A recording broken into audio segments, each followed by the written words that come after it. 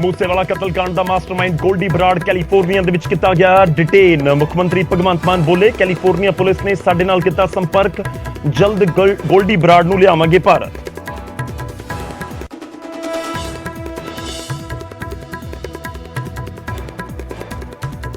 सिद्धू मूसेवाला दे पिता बलकौर सिंह दी मंग, कहा गोल्डी नूं लॉरेंस ते जग्गू दे सामने बिठा के होवे पुछगिछ, ना को टेस्ट करवाया जावे। पर्दा उठे कतल पिछे संगीत जगत दे किहड़े लोग।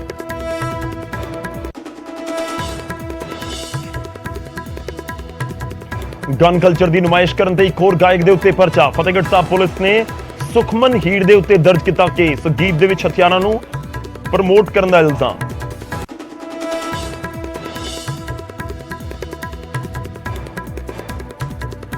कथित सिंचाई घोटाले दे विच साबका मंत्री चरणजीत सिंह ढिल्लों तो मैराथन पुछगिछ। विजिलेंस ने करीब 7 घंटे किए सवाल जवाब। ढिल्लों बोले कांग्रेस ने मेरे ते किया झूठा परचा।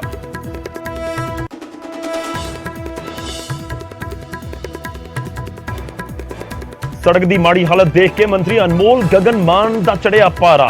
अधिकारियों की लगाई क्लास, ठेकेदार के खिलाफ दिते कार्रवाई के हुक्म। कहा मेरे हल्के च नहीं बननगियां अजिहियां सड़कां।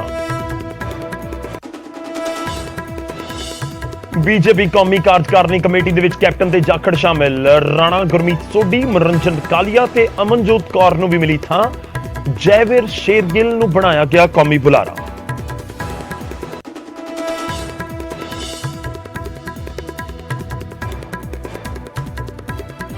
हैप्पी मलेशिया दा मोहाली कोर्ट ने 9 दिसंबर तक दिता रिमांड। लुधियाना ब्लास्ट केस दा मुलजम है हैप्पी। दिल्ली एयरपोर्ट तो एनआईए ने किया सी गिरफ्तार।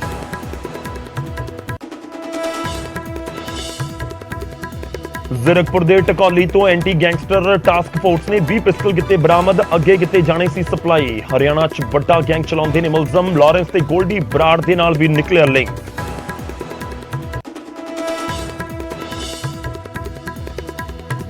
फिरोजपुर दे विच बीएसएफ नूं मिली वड्डी कामयाबी। सरहदी पिंड दे विच वड्डी मात्रा च असला किया गया बरामद। प्लास्टिक बैग दे विच रखे गए सन हथियार।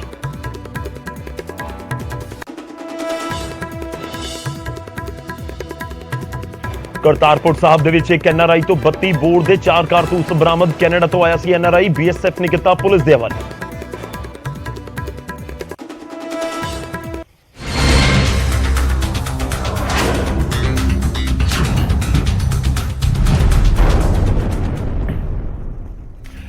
सत श्री अकाल, स्वागत है। गौरव शुक्ला मैं हां तुहाडे नाल ते हाज़र हां फर्क तां पैंदा है लैके। ते अज शुरुआत दिन की सब तो बड़ी खबर दे नाल गोल्डी बराड़ तक पहुंच चुकी है पुलिस।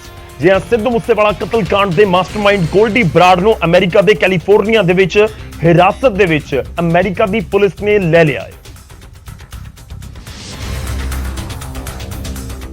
खबर है कि गोल्डी बराड़ नूं 20 नवंबर या उस तो पहला डिटेन किया गया है। हालांकि इस बारे दे विच कैलीफोर्निया पुलिस ने रस्मी तौर पर कोई बयान जारी नहीं किया।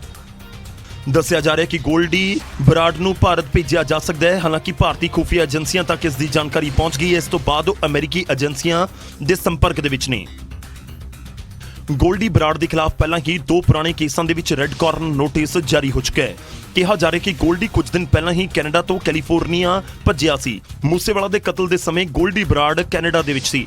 सिंगर के कतल तो बाद गोल्डी भारतीय खुफिया एजेंसियां ते मूसेवाला के फैंस के निशाने के उत्ते आ गया। उसनूं डर लग्या कि किते कोई उसके ठिकाने का पता ना दस देवे। इस वजह नाल कुछ समय पहला कैनेडा तो अमेरिका के कैलीफोर्निया भज निकलिया सी।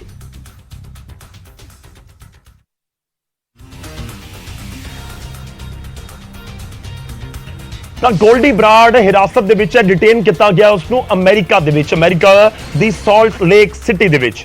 उधर गोल्डी बराड़ नूं लैके मुख्यमंत्री भगवंत मान की भी स्टेटमेंट सामने आई ते उन्होंने गैंगस्टर दी डिटेन किए जाने की खबर नूं कन्फर्म कर दिता।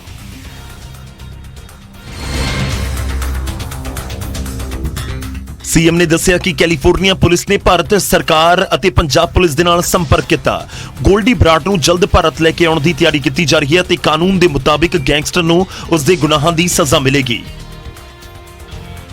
उन्होंने संपर्क किया है भारत सरकार से, पंजाब पुलिस से। तो आप बताइए क्या इसका उसको डिपोर्ट करना है या उसकी वापसी करवानी है?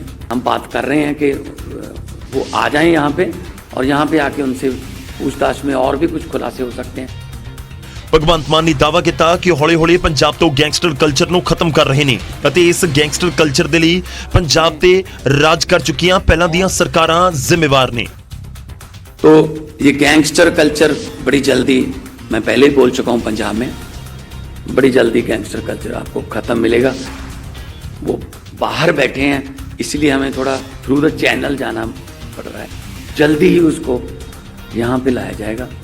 ਗੋਲਡੀ ਬਰਾੜ ਨੂੰ ਭਾਰਤ ਲੈ ਕੇ ਆਉਣਾ ਇੰਨਾ ਆਸਾਨ ਵੀ ਨਹੀਂ ਜਿੰਨਾ ਲੱਗਦਾ ਹੋਵੇ। ਇਸ ਤੋਂ ਪਹਿਲਾਂ ਮੂਸੇਵਾਲਾ ਦੇ ਕਤਲ ਦੀ ਸਾਜ਼ਿਸ਼ ਰਚਣ ਵਾਲੇ ਗੈਂਗਸਟਰ ਲਾਰੈਂਸ ਦੇ ਭਰਾ ਅਨਮੋਲ ਬਿਸ਼ਨੋਈ ਨੂੰ ਦੁਬਈ ਅਤੇ ਭਾਣਜੇ ਸਚਿਨ ਥਾਪਰ ਨੂੰ ਅਜ਼ਰਬੈਜਾਨ ਦੇ ਵਿੱਚ ਕਰੀਬ 2 ਮਹੀਨੇ ਪਹਿਲਾਂ ਡਿਟੇਨ ਕੀਤਾ ਗਿਆ ਸੀ। ਹੁਣ ਤੱਕ ਭਾਰਤ ਨਹੀਂ ਲਿਆਂਦਾ ਜਾ ਸਕਿਆ। ਖੈਰ ਇੱਕ ਵੱਡਾ ਟਾਸਕ ਤਾਂ ਸਾਫ਼ ਤੌਰ ਤੇ ਨਜ਼ਰ ਆ ਰਿਹਾ ਹੈ ਕਿ ਗੋਲਡੀ ਬਰਾੜ ਨੂੰ ਹੁਣ ਭਾਰਤ ਕਿਵੇਂ ਲਿਆਂਦਾ ਜਾਵੇਗਾ ਤੇ ਉਸ ਦੇ ਉੱਤੇ ਜੋ ਇਲਜ਼ਾਮ ਲੱਗੇ ਨੇ ਉਹ ਕਿਵੇਂ ਸਾਬਿਤ ਕੀਤੇ ਜਾਣਗੇ।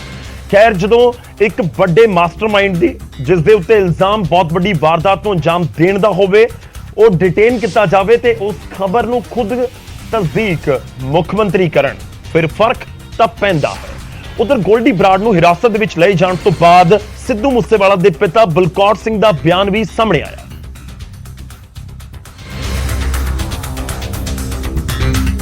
ਸਿੱਧੂ ਦੇ ਪਿਤਾ ਨੇ ਕਿਹਾ ਕਿ ਉਹ ਏਜੰਸੀਆਂ ਦੇ ਇਸ ਕਦਮ ਦਾ ਸਵਾਗਤ ਕਰਦੇ ਨੇ। ਉਹਨਾਂ ਨੂੰ ਉਮੀਦ ਹੈ ਕਿ ਹੁਣ ਕਤਲ ਦੇ ਪਿੱਛੇ ਦੀ ਵਜ੍ਹਾ ਸਾਹਮਣੇ ਆ ਜਾਵੇਗੀ, ਪੂਰੇ ਮਾਮਲੇ ਦੇ ਪਿੱਛੇ ਦੇ ਚਿਹਰਿਆਂ ਦਾ ਵੀ ਪਤਾ ਲੱਗ ਜਾਵੇਗਾ। ਬਹੁਤ ਵਧੀਆ ਗੱਲ ਹੈ, ਮੈਂ ਇਸ ਗੱਲ ਦੀ ਸ਼ਾਬਾਸ਼ੀ ਦੇਣੀ ਚਾਹੂੰਗਾ ਏਜੰਸੀਆਂ ਨੂੰ ਜਾਂ ਜਿਹਨੇ ਵੀ ਕਰਿਆ। ਸਰਕਾਰ ਵੱਲੋਂ ਤਾਂ ਮੈਂ ਚਾਹੁੰਦਾ ਵੀ ਜਿੰਨੇ ਇਹ ਦਰਿੰਦੇ ਨੇ ਇਹਨਾਂ ਨੂੰ ਸਖਤ ਤੋਂ ਸਖਤ ਸਜ਼ਾ ਮਿਲਣੀ ਚਾਹੀਦੀ ਹੈ। ਇਹ ਸਾਰੇ ਸਾਡੀਆਂ ਜੇਲ੍ਹਾਂ 'ਚ ਹੋਣੇ ਚਾਹੀਦੇ ਨੇ। ਮੈਂ ਤਾਂ ਅਖੀਰ ਤੱਕ ਜਦ ਤੱਕ ਇਹਨਾਂ ਨੂੰ ਦੇ ਅੰਜਾਮ ਤੱਕ ਨਹੀਂ ਪਹੁੰਚਾਉਂਦਾ ਟਿਕ ਕੇ ਨਹੀਂ ਬੈਠੂੰਗਾ। ਇਸ ਤੋਂ ਇਲਾਵਾ ਪਿਤਾ ਨੇ ਅਪੀਲ ਕੀਤੀ ਕਿ ਜੇਕਰ ਹੋ ਸਕੇ ਤਾਂ ਗੋਲਡੀ ਬਰਾੜ ਤੋਂ ਪੁੱਛਗਿੱਛ ਤੋਂ ਬਾਅਦ ਲਾਰੈਂਸ ਦਾ ਨਾਰਕੋ ਟੈਸਟ ਵੀ ਕਰਵਾਇਆ ਜਾਵੇ। ਮੇਰਾ ਨਿਸ਼ਾਨਾ ਗੋਲਡੀ ਬਰਾੜ ਹੈ, ਲਾਰੈਂਸ ਹੈ, ਜੱਗੂ ਹੈ, ਜਿੰਨੇ ਵੀ ਇਹ ਕਾਲੇ ਕਾਰਨਾਮੇ 'ਚ ਲੱਗੇ ਹੋਏ ਨੇ ਮੈਂ ਸਾਰਿਆਂ ਦੇ ਖਿਲਾਫ ਹਾਂ। ਗੋਲਡੀ ਆ ਜਾਂਦਾ, ਇਹ ਸਾਰੇ ਇਕੱਠੇ ਕਰਨੇ ਚਾਹੀਦੇ, ਇਹਨਾਂ ਦੇ ਨਾਰਕੋ ਟੈਸਟ ਹੋਣੇ ਚਾਹੀਦੇ ਨੇ। ਬਿਲਕੁਲ ਸਥਿਤੀ ਸਾਰੀ ਸਾਫ਼ ਹੋ ਜਾਊਗੀ। ਬਲਕੌਰ ਸਿੰਘ ਦੀ ਮੰਨੀਏ ਤਾਂ ਆਪਣੇ ਬੇਟੇ ਨੂੰ ਇਨਸਾਫ ਦਿਵਾਉਣ ਦੇ ਲਈ ਸਭ ਕੁਝ ਵੇਚਣ ਨੂੰ ਵੀ ਤਿਆਰ ਨੇ, ਬਸ ਉਹਨਾਂ ਨੂੰ ਇਨਸਾਫ ਚਾਹੀਦਾ ਹੈ।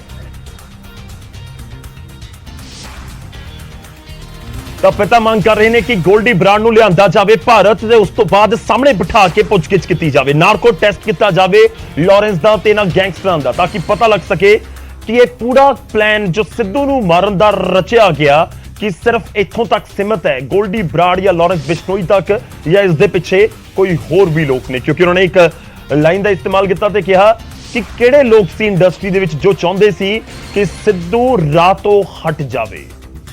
ਅੱਗੇ ਵਧਦੇ ਤੇ ਵਾਰੀ ਅੱਜ ਦੇ ਸਵਾਲ ਦੀ ਹੈ। ਸਵਾਲ ਇਸ ਮੁੱਦੇ ਦੇ ਨਾਲ ਹੀ ਜੁੜਿਆ ਹੋਇਆ ਹੈ ਕਿਉਂਕਿ ਅਮਰੀਕਾ ਦੇ ਵਿੱਚ ਗੋਲਡੀ ਬਰਾੜ ਡਿਟੇਨ ਕੀਤਾ ਗਿਆ ਹੈ ਤੇ ਜੇ ਉਸ ਨੂੰ ਭਾਰਤ ਲੈ ਕੇ ਆਣਾ ਤਾਂ ਉੱਥੇ ਬਹੁਤ ਸਾਰੇ ਸਬੂਤ ਦੇਣੇ ਹੋਣਗੇ। ਤੇ ਅੱਜ ਦਾ ਸਵਾਲ ਹੈ ਕਿ ਭਾਰਤ ਅਤੇ ਅਮਰੀਕਾ ਦੇ ਵਿਚਾਲੇ ਹਵਾਲਗੀ ਬਾਰੇ ਸੰਧੀ ਕਦੋਂ ਹੋਈ ਸੀ?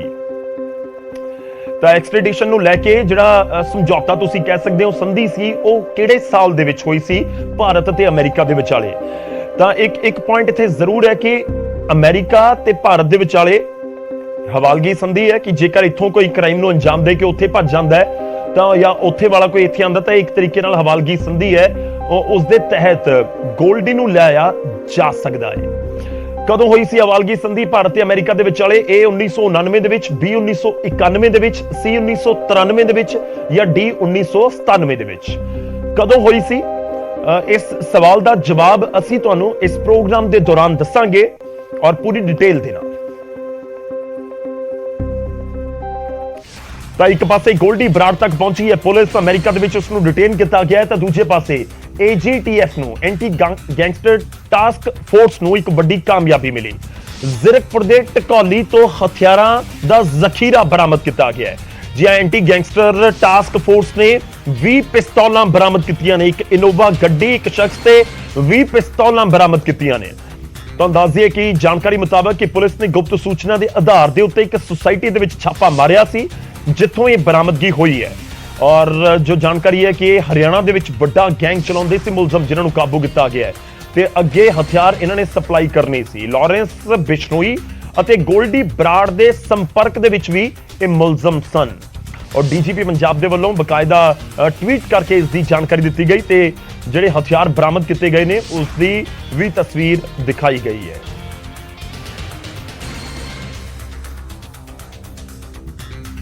ਹੁਣ ਅੱਗੇ ਵਧਦੇ ਤੇ ਇੱਕ ਹੋਰ ਗ੍ਰਿਫਤਾਰੀ ਹੋਈ, ਜ਼ਿਕਰ ਉਸਦਾ। ਜੀ ਹਾਂ, ਗ੍ਰਿਫਤਾਰੀ ਹੋਈ ਹੈਪੀ ਮਲੇਸ਼ੀਆ ਦੀ। ਲੁਧਿਆਣਾ ਦੇ ਵਿੱਚ ਕੋਰਟ ਕੰਪਲੈਕਸ ਬਲਾਸਟ ਕੇਸ ਦਾ ਮੁੱਖ ਮੁਲਜ਼ਮ ਦਹਿਸ਼ਤਗਰਦ ਹਰਪ੍ਰੀਤ ਸਿੰਘ ਉਰਫ ਹੈਪੀ ਮਲੇਸ਼ੀਆ ਗ੍ਰਿਫਤਾਰ ਕਰ ਲਿਆ। NIA ਨੇ ਕੋਲਾਲੰਪੁਰ ਤੋਂ ਭਾਰਤ ਆਉਂਦੇ ਹੋਏ ਦਿੱਲੀ 에ਅਰਪੋਰਟ ਤੋਂ ਹੈਪੀ ਮਲੇਸ਼ੀਆ ਨੂੰ ਗ੍ਰਿਫਤਾਰ ਕਰ ਲਿਆ। ਹੈਪੀ ਦੇ ਉੱਤੇ NIA ਨੇ 10 ਲੱਖ ਰੁਪਏ ਦਾ ਇਨਾਮ ਰੱਖਿਆ ਸੀ। ਹਰਪ੍ਰੀਤ ਸਿੰਘ ਦੇ ਖਿਲਾਫ ਗੈਰ ਜ਼ਮਾਨਤੀ ਵਾਰੰਟ ਤੱਕ ਜਾਰੀ ਸੀ। NIA ਨੇ ਹੈਪੀ ਨੂੰ ਮੋਹਾਲੀ ਕੋਰਟ ਦੇ ਵਿੱਚ ਪੇਸ਼ ਕੀਤਾ, ਜਿੱਥੇ ਕੋਰਟ ਨੇ 9 ਦਸੰਬਰ ਤੱਕ ਉਸ ਨੂੰ ਰਿਮਾਂਡ ਦੇ ਉੱਤੇ ਭੇਜ ਦਿੱਤਾ। ਹੈਪੀ ਅੰਮ੍ਰਿਤਸਰ ਦੇ ਪਿੰਡ ਦਾ ਰਹਿਣ ਵਾਲਾ ਹੈ। ਉਸ ਦੀ ਮਾਂ ਦੀ ਮੰਨੀਏ ਤਾਂ ਉਸ ਦੇ ਬੇਟੇ ਨੂੰ ਗਲਤ ਫਸਾਇਆ ਜਾ ਰਿਹਾ ਹੈ। ਉਸ ਦਾ ਬੰਬ ਧਮਾਕੇ ਨਾਲ ਕੋਈ ਲੈਣਾ ਦੇਣਾ ਨਹੀਂ। ਪਤਾ ਇਸ ਤਰ੍ਹਾਂ ਹੈ ਜੇ ਵੀ ਪਹਿਲਾਂ ਘਰਦਿਆਂ ਨੇ ਮੇਰੇ ਕੋਲ ਪਰਦਾ ਰੱਖਿਆ ਵੀ ਬਜ਼ੁਰਗ ਆ ਤੇ ਇਹਨਾਂ ਨੂੰ ਕੁਝ ਹੋ ਨਾ ਜਾਵੇ। ਫਿਰ ਬਾਅਦ ਚ ਮੈਨੂੰ ਪਤਾ ਲੱਗਾ ਹਫ਼ਤਾ ਕੁ ਹੋਇਆ ਹੈ। ਫਿਰ ਮੈਂ ਅਰਦਾਸਾਂ ਗੁਰੂਗਾਰੀ ਕਰਨ ਲੱਗ ਪਈ ਹਾਂ। ਸੱਚੇ ਸਾਹਿਬਾ ਤੇਰਾ ਸਿੱਖ ਸੇਵਕ ਆ, ਤੀਸਰੀ ਚ ਪੜ੍ਹਦੇ ਨੇ ਅੰਮ੍ਰਿਤ ਛਕਿਆ ਤੇ ਬਾਜਾ ਵਾਲਿਆ ਤੇਰੇ ਸਿੱਖੀ ਨੂੰ ਦਾਗ ਨਾ ਲੱਗ ਜਾਵੇ। ਪਿਛਲੇ ਸਾਲ ਲੁਧਿਆਣਾ ਕੋਰਟ ਦੇ ਵਿੱਚ ਹੋਏ ਬੰਬ ਬਲਾਸਟ ਦੇ ਵਿੱਚ IED ਦਾ ਇਸਤੇਮਾਲ ਕੀਤਾ ਗਿਆ ਸੀ। ਇਸ ਧਮਾਕੇ 'ਚ ਇੱਕ ਸ਼ਖਸ ਦੀ ਮੌਤ ਹੋ ਗਈ ਸੀ।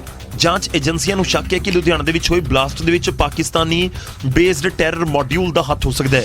ਪਿਛਲੇ ਦਿਨੀ ਜਲਾਲਾਬਾਦ ਦੇ ਵਿੱਚ ਹੋਏ ਬੰਬ ਧਮਾਕੇ ਅਤੇ ਬਾਰਡਰ ਪਾਰ ਤੋਂ ਆਏ ਟਿਫਨ ਬੰਬ ਦਾ ਵੀ ਇਸ ਬਲਾਸਟ ਦੇ ਨਾਲ ਸੰਪਰਕ ਹੋ ਸਕਦਾ ਹੈ।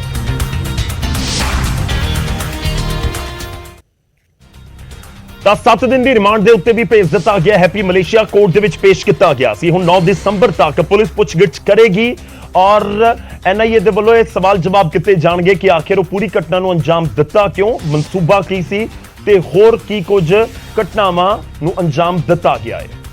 ਹੁਣ ਅੱਗੇ ਵਧਦੇ ਹਾਂ ਤੇ ਖਬਰ ਅੰਮ੍ਰਿਤਸਰ ਤੋਂ। ਅੰਮ੍ਰਿਤਸਰ ਦੇ ਵਿੱਚ ਡਿਸਟ੍ਰਿਕਟ ਕੋਰਟ ਕੰਪਲੈਕਸ ਦੇ ਵਿੱਚ 2 ਹਵਾਲਾਤੀ ਪੁਲਿਸ ਦੀ ਗਿਰਫਤ ਦੇ ਵਿੱਚੋਂ ਫਰਾਰ ਹੋ ਗਏ ਤੇ ਦੋਵਾਂ ਨੂੰ ਤਰਨਤਾਰਨ ਪੁਲਿਸ ਪੇਸ਼ੀ ਦੇ ਲਈ ਲੈ ਕੇ ਆਈ ਸੀ। ਹਵਾਲਾਤੀਆਂ ਦੇ ਭੱਜਣ ਦੀ ਖਬਰ ਮਿਲਦੇ ਹੀ ਪੁਲਿਸ ਦੇ ਵਿੱਚ ਹਫੜਾ ਦਫੜੀ ਮਚ ਗਈ। ਘੰਟੇ ਦੀ ਮਸ਼ੱਕਤ ਤੋਂ ਬਾਅਦ ਇੱਕ ਕੈਦੀ ਨੂੰ ਤਾਂ ਗ੍ਰਿਫਤਾਰ ਕਰ ਲਿਆ ਗਿਆ, ਜਦਕਿ ਦੂਜਾ ਫਰਾਰ ਹੋ ਗਿਆ। ਮਿਲੀ ਜਾਣਕਾਰੀ ਦੇ ਮੁਤਾਬਿਕ ਡਿਸਟ੍ਰਿਕਟ ਕੋਰਟ ਦੇ ਵਿੱਚ ਦੁਪਹਿਰ ਤੋਂ ਬਾਅਦ ਜਦੋਂ ਹਵਾਲਾਤੀਆਂ ਨੂੰ ਕੇਸ ਦੀ ਸੁਣਵਾਈ ਦੇ ਲਈ ਪੇਸ਼ ਕੀਤਾ ਜਾਣਾ ਸੀ, ਉਧਰ ਸੁਣਵਾਈ ਦੇ ਦੌਰਾਨ ਦੋਵਾਂ ਨੂੰ ਕੋਰਟ ਤੋਂ ਬਾਹਰ ਲਿਆਂਦਾ ਜਾ ਰਿਹਾ ਸੀ ਤਾਂ ਉਸ ਵੇਲੇ ਹੀ ਦੋਵਾਂ ਨੇ ਖੁਦ ਨੂੰ ਪੁਲਿਸ ਤੋਂ ਛੁਡਵਾ ਲਿਆ ਤੇ ਭੱਜ ਗਏ।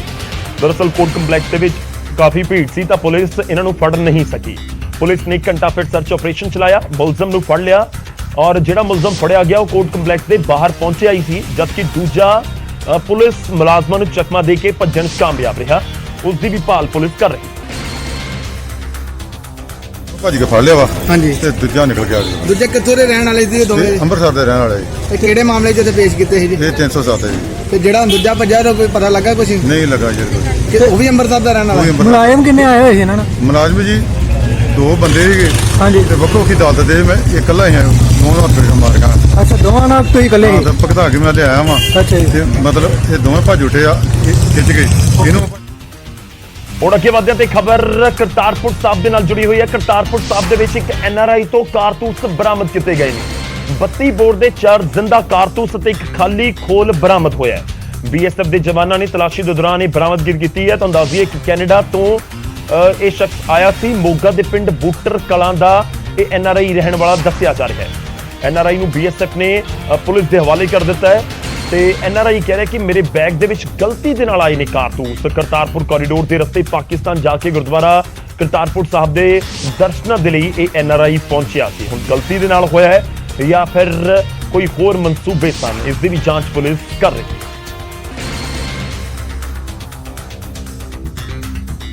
ਹੁਣ ਅੱਗੇ ਵਧਦੇ ਹਾਂ ਤੇ ਖਬਰ ਤਰਨਤਾਰਨ ਤੋਂ। ਤਰਨਤਾਰਨ ਦੇ ਖੇਤਾਂ ਦੇ ਵਿੱਚ ਇੱਕ ਵਾਰ ਫਿਰ ਤੋਂ ਕ੍ਰੈਸ਼ ਹੋਇਆ ਡਰੋਨ ਬਰਾਮਦ ਕੀਤਾ ਗਿਆ।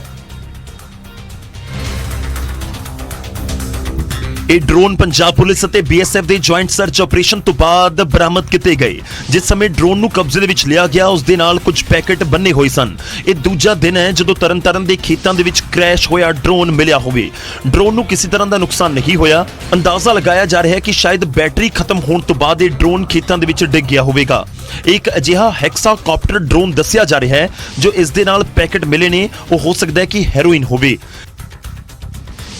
ਖੇਪ ਨੂੰ ਜ਼ਬਤ ਕਰਕੇ ਜਾਂਚ ਦੇ ਲਈ ਭੇਜ ਦਿੱਤਾ ਗਿਆ ਹੈ। ਵੀਰਵਾਰ ਨੂੰ ਵੀ ਤਰਨਤਾਰਨ ਦੇ ਵਾਨ ਪਿੰਡ ਦੇ ਵਿੱਚ ਖੇਤਾਂ 'ਚ ਕ੍ਰੈਸ਼ ਡਰੋਨ ਬਰਾਮਦ ਹੋਇਆ ਸੀ। ਇਸ ਡਰੋਨ ਤੇ ਕਿਸਾਨ ਦੀ ਨਜ਼ਰ ਪਈ, ਹਾਲਾਂਕਿ ਇਹ ਡਰੋਨ ਕਾਫੀ ਟੁੱਟ ਚੁੱਕਾ ਸੀ। ਇਸ ਤੋਂ 2 ਦਿਨ ਪਹਿਲਾਂ ਇੱਕ ਹੀ ਰਾਤ ਦੇ ਵਿੱਚ ਅੰਮ੍ਰਿਤਸਰ ਅਤੇ ਤਰਨਤਾਰਨ 'ਚ BSF ਦੇ ਜਵਾਨਾਂ ਦੀ ਫਾਇਰਿੰਗ 'ਚ 2 ਡਰੋਨ ਡਿਗਾ ਦਿੱਤੇ ਗਏ ਸਨ। ਔਰ ਇਹ ਲਗਾਤਾਰ ਹੈ ਕਿ ਡਰੋਨ ਬਰਾਮਦ ਕੀਤੇ ਜਾ ਰਹੇ ਨੇ। ਕਦੇ ਫਾਜ਼ਿਲਕਾ ਦੇ ਵਿੱਚ, ਫਿਰੋਜ਼ਪੁਰ ਦੇ ਵਿੱਚ, ਅੰਮ੍ਰਿਤਸਰ ਦੇ ਵਿੱਚ, ਯਾਨੀ ਕਿ ਜਿਹੜੇ ਬਾਰਡਰ ਦੇ ਇਲਾਕੇ ਜ਼ਿਲ੍ਹੇ ਨੇ ਉੱਥੇ ਲਗਾਤਾਰ ਡਰੋਨ ਮਿਲ ਰਹੇ ਨੇ। ਖੈਰ ਜਦੋਂ ਲਗਾਤਾਰ ਡਰੋਨ ਮਿਲਣ ਤੇ ਗੁਆਂਢੀ ਦੇਸ਼ ਆਪਣੇ ਨਾਪਾਕ ਮਨਸੂਬਿਆਂ ਤੋਂ ਬਾਜ਼ ਨਾ ਆਵੇ, ਫਿਰ ਫਰਕ ਤਾਂ ਪੈਂਦਾ। ਹੁਣ ਅੱਗੇ ਵਧਦੇ ਹਾਂ ਤੇ ਖਬਰ ਫਿਰੋਜ਼ਪੁਰ ਤੋਂ ਲਵਾਂਗੇ, ਜਿੱਥੇ BSF ਨੂੰ ਵੱਡੀ ਕਾਮਯਾਬੀ ਮਿਲੀ ਹੈ ਔਰ BSF ਨੇ ਇੱਥੇ ਵੱਡੀ ਮਾਤਰਾ ਦੇ ਵਿੱਚ, ਭਾਰੀ ਮਾਤਰਾ ਦੇ ਵਿੱਚ ਇਹ ਸਾਰੇ ਹਥਿਆਰ ਬਰਾਮਦ ਕੀਤੇ।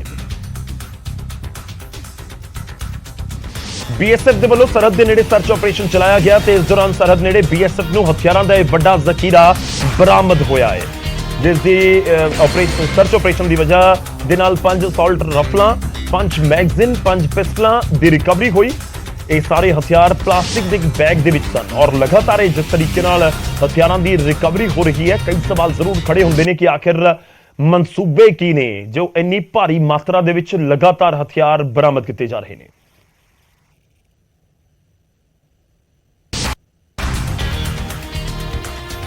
ਅੱਗੇ ਵਧਦੇ ਹਾਂ ਤੇ ਹੁਣ ਗੱਲ ਕਰਾਂਗੇ ਹੱਥ ਦੇ ਨਾਲ ਹੀ ਭੁਰਦੀ ਜਾਂਦੀ ਸੜਕ ਦੀ, ਜਿਸ ਨੂੰ ਦੇਖ ਕੇ ਮੰਤਰੀ ਅਨਮੋਲ ਗਗਨ ਮਾਨ ਦਾ ਗੁੱਸਾ 7ਵੇਂ ਅਸਮਾਨ ਦੇ ਉੱਤੇ ਪਹੁੰਚ ਗਿਆ ਤੇ ਕੈਬਨਿਟ ਮੰਤਰੀ ਅਨਮੋਲ ਗਗਨ ਮਾਨ ਆਪਣੇ ਹਲਕੇ ਖਰੜ ਦੇ ਵਿੱਚ ਦੌਰੇ ਦੇ ਉੱਤੇ ਸੀ। ਕਾਫਲਾ ਅੱਗੇ ਵਧ ਰਿਹਾ ਸੀ ਤਾਂ ਅਚਾਨਕ ਮੰਤਰੀ ਦੀ ਨਜ਼ਰ ਇੱਕ ਸੜਕ ਦੇ ਉੱਤੇ ਆ ਕੇ ਰੁਕ ਗਈ ਤੇ ਜਦੋਂ ਮੰਤਰੀ ਸਾਹਿਬਾ ਨੇ ਸੜਕ ਦੀ ਕੁਆਲਿਟੀ ਚੈੱਕ ਕਰਨੀ ਚਾਹੀ ਤਾਂ ਸੜਕ ਹੱਥ ਦੇ ਨਾਲ ਹੀ ਭੁਰਨੀ ਸ਼ੁਰੂ ਹੋ ਗਈ। ਹੱਥ ਨਾਲ ਜਿਹੜੀ ਸਾਰੀ ਸੜਕਾਂ ਸੀ ਪੱਟ ਸਕਦੇ ਨੇ। ਫਿਰ ਕੀ ਸੀ, ਮੰਤਰੀ ਸਾਹਿਬ ਦਾ ਗੁੱਸਾ 7ਵੇਂ ਅਸਮਾਨ ਤੇ ਪਹੁੰਚ ਗਿਆ ਤੇ ਅਧਿਕਾਰੀਆਂ ਦੀ ਕਲਾਸ ਲਗਾਉਣੀ ਸ਼ੁਰੂ ਕਰ ਦਿੱਤੀ। ਮੰਤਰੀ ਨੇ SDM ਨੂੰ ਸੜਕ ਬਣਾਉਣ ਵਾਲੇ ਠੇਕੇਦਾਰ ਦੇ ਖਿਲਾਫ ਕਾਰਵਾਈ ਦੇ ਹੁਕਮ ਵੀ ਦੇ ਦਿੱਤੇ। ਦੇਖੋ ਜਿਹੜਾ ਕੰਟਰੈਕਟਰ SDM ਸਾਹਿਬ ਜਿਹੜੇ ਕੰਟਰੈਕਟਰ ਇਹ ਕੰਟਰੈਕਟ ਰੱਦ ਕਰੋ, ਠੀਕ ਹੈ, ਢੰਗ ਦੇ ਬੰਦੇ ਨੂੰ ਦਿਓ। ਜਿਹੜਾ ਵੀ ਇਹ ਕੰਟਰੈਕਟਰ ਆ ਮੇਰੇ ਹਲਕੇ ਖਰੜ 'ਚ ਦੁਬਾਰਾ ਕੋਈ ਸੜਕ ਨਹੀਂ ਬਣਾਊਗਾ, ਰਾਈਟ, ਕੋਈ ਸੜਕ ਨਹੀਂ ਬਣਾਊਗਾ। ਹਾਂ, ਇਹਦੀ ਇਨਕੁਆਇਰੀ ਮਾਰਕ ਕਰੋ ਤੇ ਜਿਹੜਾ ਬੰਦਾ ਪਿੰਡ ਵਾਲਿਆਂ ਨਾਲ ਕਹਿ ਰਿਹਾ ਸੀ ਵੀ ਅਸੀਂ ਕੰਪਰੋਮਾਈਜ਼ ਕਰ ਲਓ ਕੁਝ ਲੈ ਦੇ ਕੇ, ਤੇ ਉਹਦੇ ਪੂਰੇ ਜਾਂਚ ਪੜਤਾਲ ਕਰੋ ਵੀ ਕੌਣ ਕਹਿ ਰਿਹਾ। ਜਦੋਂ ਕੋਈ ਚੁਣਿਆ ਹੋਇਆ ਨੁਮਾਇੰਦਾ ਹਲਕੇ 'ਚ ਪਹੁੰਚੇ, ਇਸ ਤਰ੍ਹਾਂ ਪਰਦਾਫਾਸ਼ ਕਰੇ ਤਾਂ ਸੁਨੇਹਾ ਹੋਰਨਾਂ ਤੱਕ ਵੀ ਜ਼ਰੂਰ ਜਾਂਦਾ ਹੈ, ਪਰ ਘਟੀਆ ਕੁਆਲਿਟੀ ਦੀ ਸੜਕ ਬਣੀ ਹੀ ਕਿਉਂ, ਇਹ ਵੀ ਜਾਂਚ ਦਾ ਵਿਸ਼ਾ ਹੈ। ਇਹੋ ਜਿਹੀਆਂ ਸੜਕਾਂ ਬਣਾ ਕੇ ਇਹ ਲੱਖਾਂ ਰੁਪਇਆ ਬਰਬਾਦ ਆਪਾਂ ਜਿਹੜਾ ਕਰ ਰਹੇ ਇਹ ਕਿਵੇਂ ਸਰਨਾ ਇਹਦੇ ਨਾਲ। ਖੈਰ ਮੰਤਰੀ ਸਾਹਿਬ ਨੂੰ ਗੁੱਸਾ ਜ਼ਰੂਰ ਆਇਆ, ਪਰ ਸਵਾਲ ਇਹ ਹੈ ਕਿ ਸੜਕਾਂ ਇਸ ਤਰੀਕੇ ਦੀਆਂ ਬਣ ਕਿਉਂ ਰਹੀਆਂ ਨੇ। ਖੈਰ ਜਦੋਂ ਸੜਕਾਂ ਦੀ ਮਾੜੀ ਕੁਆਲਿਟੀ ਦੇ ਉੱਤੇ ਝਾੜ ਮੌਕੇ ਦੇ ਉੱਤੇ ਹੀ ਜਿਹੜੇ ਜ਼ਿੰਮੇਵਾਰ ਅਧਿਕਾਰੀ ਨੇ ਉਹਨਾਂ ਨੂੰ ਪੈ ਜਾਵੇ ਮੰਤਰੀ ਸਾਹਿਬਾ ਦੀ, ਫਿਰ ਫਰਕ ਤਾਂ ਪੈਂਦਾ ਹੈ ਔਰ ਉਮੀਦ ਕਰਦੇ ਹਾਂ ਕਿ ਫਰਕ ਸੜਕਾਂ ਦੀ ਕੁਆਲਿਟੀ ਦੇ ਵਿੱਚ ਵੀ ਪਏਗਾ, ਜਿਹੜੇ ਮਟੀਰੀਅਲ ਦੇ ਨਾਲ ਸੜਕਾਂ ਬਣਾਈਆਂ ਜਾਂਦੀਆਂ ਨੇ। ਉਧਰ ਕੈਪਟਨ ਅਮਰਿੰਦਰ ਸਿੰਘ ਅਤੇ ਸੁਨੀਲ ਜਾਖੜ ਨੂੰ BJP ਨੇ ਹੁਣ ਇੱਕ ਵੱਡੀ ਜ਼ਿੰਮੇਵਾਰੀ ਸੌਂਪੀ ਹੈ। ਕਾਂਗਰਸ ਛੱਡ ਕੇ BJP ਜੁਆਇਨ ਕਰ ਚੁੱਕੇ ਦੋਵੇਂ ਦਿੱਗਜਾਂ ਨੂੰ ਪਾਰਟੀ ਨੇ ਕੌਮੀ ਐਗਜ਼ੀਕਿਊਟਿਵ ਕਮੇਟੀ ਦਾ ਮੈਂਬਰ ਥਾਪ ਦਿੱਤਾ ਹੈ। ਕਦੇ BJP ਦੇ ਖਿਲਾਫ ਵੱਡੇ ਬਿਆਨ ਦੇਣ ਵਾਲੇ ਇਹ ਦੋਵੇਂ ਹੀ ਦਿੱਗਜ ਹੁਣ ਕਾਂਗਰਸ ਦੇ ਖਿਲਾਫ ਖੜੇ ਨੇ। ਕੈਪਟਨ ਦੇ ਜਾਖੜ ਤੋਂ ਇਲਾਵਾ ਰਾਣਾ ਗੁਰਮੀਤ ਸੋਢੀ ਅਤੇ ਮਨੋਰੰਜਨ ਕਾਲੀਆ ਨੂੰ ਕੌਮੀ ਕਾਰਜਕਾਰਨੀ ਦਾ ਮੈਂਬਰ ਨਿਯੁਕਤ ਕੀਤਾ ਗਿਆ ਹੈ। ਇਸ ਦੇ ਨਾਲ ਹੀ ਨੌਜਵਾਨ ਆਗੂ ਜੈਵੀਰ शेरगिल ਨੂੰ ਕੌਮੀ ਬੁਲਾਰਾ ਬਣਾਇਆ ਗਿਆ ਹੈ। कि आज मैं विश्व की सबसे बड़ी पार्टी भारतीय जनता पार्टी का आज राष्ट्रीय प्रवक्ता नियुक्त हुआ हूँ। मैं सबसे पहले देश के यशस्वी प्रधानमंत्री श्री नरेंद्र मोदी जी, श्री JP नड्डा जी, राष्ट्रीय जो प्रेसिडेंट हैं, गृह मंत्री अमित शाह जी का उनका तहे दिल से शुक्रिया अदा करता हूँ। 2021 ਦੇ ਵਿੱਚ ਪੰਜਾਬ ਕਾਂਗਰਸ 'ਚ ਪੈਦਾ ਹੋਏ ਅੰਦਰੂਨੀ ਕਲੇਸ਼ ਤੋਂ ਬਾਅਦ ਕੈਪਟਨ ਅਮਰਿੰਦਰ ਸਿੰਘ ਨੇ CM ਦੇ ਅਹੁਦੇ ਤੋਂ ਅਸਤੀਫਾ ਦਿੱਤਾ ਸੀ। ਉਸ ਤੋਂ ਬਾਅਦ ਕਾਂਗਰਸ ਤੋਂ ਅਸਤੀਫਾ ਦੇ ਕੇ ਆਪਣੀ ਪਾਰਟੀ ਪੰਜਾਬ ਲੋਕ ਕਾਂਗਰਸ ਬਣਾਈ। ਚੋਣਾਂ 'ਚ ਹਾਰ ਤੋਂ ਬਾਅਦ ਇਸ ਸਾਲ ਸਤੰਬਰ ਦੇ ਵਿੱਚ ਕੈਪਟਨ ਨੇ BJP ਜੁਆਇਨ ਕੀਤੀ ਅਤੇ ਆਪਣੀ ਪਾਰਟੀ ਦਾ BJP 'ਚ ਰਲੇਵਾਂ ਕਰ ਦਿੱਤਾ, ਜਦੋਂ ਕਿ ਪੰਜਾਬ ਕਾਂਗਰਸ ਦੇ ਸਾਬਕਾ ਪ੍ਰਧਾਨ ਸੁਨੀਲ ਜਾਖੜ ਇਸ ਸਾਲ ਮਈ ਦੇ ਵਿੱਚ BJP 'ਚ ਸ਼ਾਮਲ ਹੋ ਗਏ ਸਨ। ਕਦੇ ਕਾਂਗਰਸ CM ਦੇ ਅਹੁਦੇ ਦੇ ਲਈ ਉਮੀਦਵਾਰ ਰਹੇ ਜਾਖੜ ਨੇ ਉਹਨਾਂ ਦੇ ਹਿੰਦੂ ਹੋਣ ਦੀ ਵਜ੍ਹਾ ਦੇ ਨਾਲ ਇਹ ਅਹੁਦਾ ਨਾ ਮਿਲਣ ਦੇ ਇਲਜ਼ਾਮ ਲਗਾਏ ਸਨ। ਜਾਖੜ ਨੇ ਕਾਂਗਰਸ ਤੋਂ ਅਸਤੀਫੇ ਦੇ ਸਮੇਂ ਕਿਹਾ ਸੀ ਕਿ ਉਹਨਾਂ ਦੇ ਪਰਿਵਾਰ ਦੀਆਂ 3 ਪੀੜ੍ਹੀਆਂ ਨੇ ਕਾਂਗਰਸ ਦੀ ਸੇਵਾ ਕੀਤੀ ਹੈ। ਖੈਰ ਜੋ ਕਰੀਬ 1 ਸਾਲ ਪਹਿਲਾਂ ਤੱਕ ਕਾਂਗਰਸ ਦੇ ਸਭ ਤੋਂ ਵੱਡੇ ਚਿਹਰੇ ਹੋਣ, ਉਹ ਛੱਡ ਦੇਣ ਕਾਂਗਰਸ ਨੂੰ ਤੇ ਵਿਰੋਧੀਆਂ ਦੇ ਨਾਲ ਜਾ ਮਿਲਣ ਯਾਨੀ BJP 'ਚ ਪਹੁੰਚ ਜਾਣ। ਕੈਪਟਨ ਤੇ ਜਾਖੜ ਦਾ ਅਸੀਂ ਜ਼ਿਕਰ ਕਰ ਰਹੇ ਹਾਂ ਤੇ BJP 'ਚ ਵੱਡੀ ਜ਼ਿੰਮੇਵਾਰੀ ਵੀ ਮਿਲੇ, ਫਿਰ ਫਰਕ ਤਾਂ ਪੈਂਦਾ ਹੈ। ਹੁਣ ਗੱਲ ਅਕਾਲੀ ਦਲ ਦੀ ਵੀ। ਅਕਾਲੀ ਦਲ ਦੇ ਵਿੱਚ ਉੱਠ ਰਹੀਆਂ ਬਗਾਵਤੀ ਸੁਰਾਂ ਹੁਣ ਖੁਦ ਬਗਾਵਤ ਦਾ ਹੀ ਸ਼ਿਕਾਰ ਬਣ ਗਈਆਂ। ਤੇ ਅਕਾਲੀ ਆਗੂ ਜਗਮੀਤ ਬਰਾੜ ਦੀ ਯੂਨਿਟੀ ਕਮੇਟੀ ਦੇ ਵਿੱਚ ਫੁੱਟ ਪਈ ਨਜ਼ਰ ਆਉਂਦੀ ਹੈ। ਯੂਨਿਟੀ ਕਮੇਟੀ ਦੇ ਵਿੱਚ ਸ਼ਾਮਲ ਰਵੀਕਰਨ ਸਿੰਘ ਕਾਲੋਂ ਅਤੇ ਅਲਵਿੰਦਰਪਾਲ ਸਿੰਘ ਬੱਖੋਕੇ ਨੇ ਖੁਦ ਨੂੰ ਕਮੇਟੀ ਤੋਂ ਵੱਖ ਕਰ ਲਿਆ ਤੇ ਦੋਵਾਂ ਨੇ ਫੇਸਬੁੱਕ ਦੇ ਉੱਤੇ ਪੋਸਟ ਪਾ ਕੇ ਆਪਣਾ ਪੱਖ ਰੱਖਿਆ।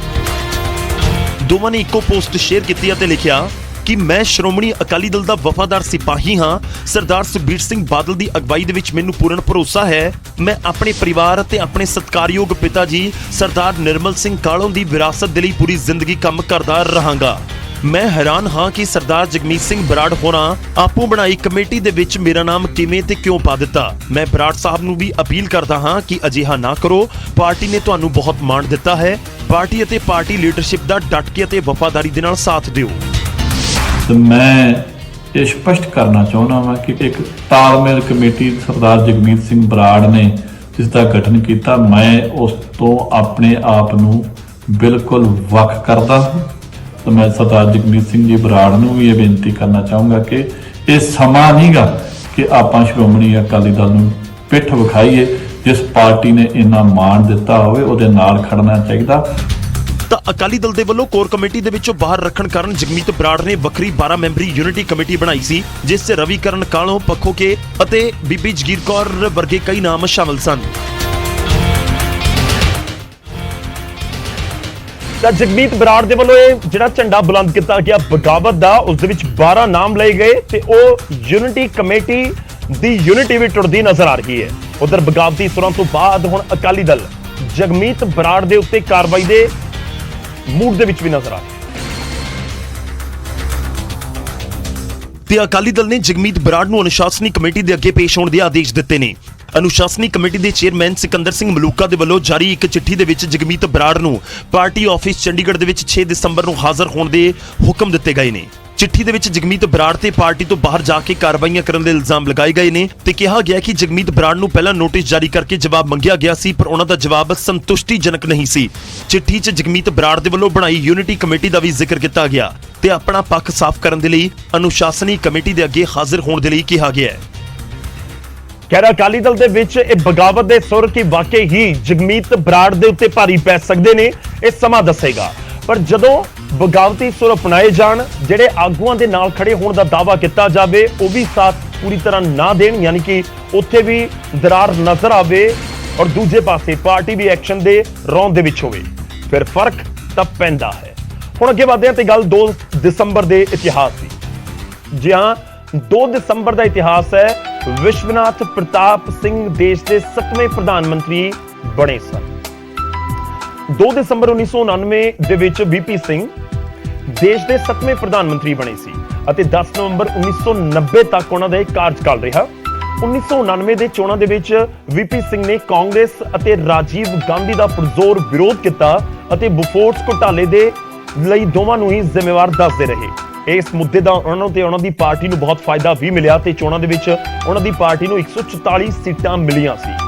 ਇਸ ਤੋਂ ਬਾਅਦ ਜਨਤਾ ਦਲ, ਵਾਮ ਮੋਰਚਾ ਤੇ ਭਾਰਤੀ ਜਨਤਾ ਪਾਰਟੀ ਦੇ ਸਹਿਯੋਗ ਦੇ ਨਾਲ ਕੌਮੀ ਮੋਰਚਾ ਦੀ ਸਰਕਾਰ ਬਣਾਉਣ ਦਾ ਫੈਸਲਾ ਹੋਇਆ ਅਤੇ ਵੀਪੀ ਸਿੰਘ ਪ੍ਰਧਾਨ ਮੰਤਰੀ ਬਣੇ ਸਨ। ਫਰਕ ਤਾਂ ਪੈਂਦਾ ਦੇ ਵਿੱਚ। ਵੇਲਾ ਹੋ ਚਲਾ ਇੱਕ ਬਹੁਤ ਛੋਟੇ ਜਿਹੇ ਬ੍ਰੇਕ ਦਾ, ਵਾਪਸ ਆਵਾਂਗੇ ਕੁਝ ਹੋਰ ਅਹਿਮ ਖਬਰਾਂ ਦੇ।